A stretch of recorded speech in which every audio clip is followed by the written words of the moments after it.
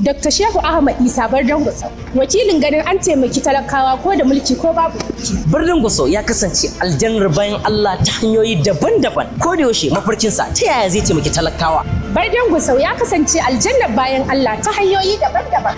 Ko da yaushe yana ƙara janyo hankalin shugabanni domin a taimaki talaka ko da mulki ko babu mulki. Barden Gusau ya yi abubuwa na ban al'ajabi daban-daban da duk wanda ya ji su zai jinjina masa. Barden Gusau ya tallafawa mai shi kuma ya tallafawa marasa shi. Ya tallafawa matasa magidanta da kuma matan aure da a cikin jihar Zamfara. Shi din ya kasance wani koyayyen tauraro da ke haska bayan Allah a goye. Barden Gusau ya tallafa wa matasa fiye da 100 da mashin ɗin hawa domin inganta rayuwarsu. Ya tallafa wa magidanta matasa fiye da 200 ga motocin hawa domin inganta rayuwarsu. Dr. Shehu Ahmad Isah Barden Gusau ya tallafa wa al'ummar jihar Zamfara fiye da 500 da abincin ci domin rage raɗaɗin wannan lokacin da muke ciki. Ya tallafa wa matasa fiye da 100 ta hanyar biya musu da kuɗin makaranta domin sauya rayuwarsu. Ya tallafa wa sha'anin ilimin addini da kuma na zamani domin samun ingantaccen ilimi a cikin al'ummar jihar Zamfara. Ya tallafa wa ma'aikatan kiwon lafiya domin samar da ingantaccen lafiya ga al'ummar jihar Zamfara. Ya kuma tallafa wa ɗaruruwan marasa lafiya na gida da kuma na asibiti. Ya kuma bayar da gidaje bila adadin ga matasa da kuma marayu.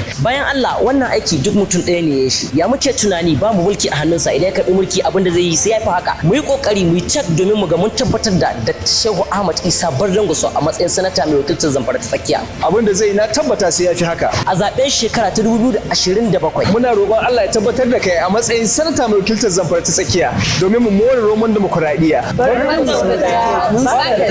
Zamfara tsakiya mun samu bane.